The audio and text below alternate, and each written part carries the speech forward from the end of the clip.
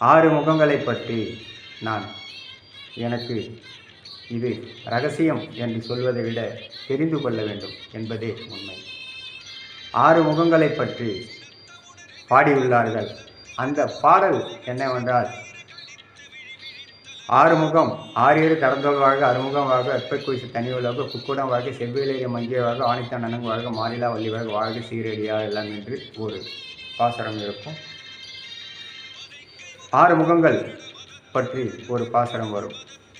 அது எல்லோருக்கும் தெரிந்த ஒன்றுதான். அது மட்டும்தான் இருக்கும். ஆனால் அந்த முகங்கள் எங்கெல்லாம் பார்க்கிறது, என்ன செய்கின்றது என்று அப்பன் அருளினார். பிரம்மாண்டமான முகம், ஆஹா என்ன ஒரு அழகான முகம்.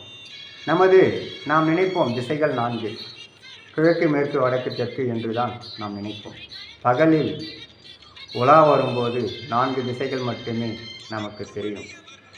நாம் இரவில் அவர் நினைவால் நாம் நினைத்து கொண்டு படுக்கலாம். இல்லை, நாம் உறங்கும் போது 6 திசை நமக்கு கிடைக்கப்பெறும். காரணம், வடக்கு கிழக்கு மேற்கு வடக்கு தெற்கு, மேலே ஆகாயம் கீழே மண்ணுலகம்.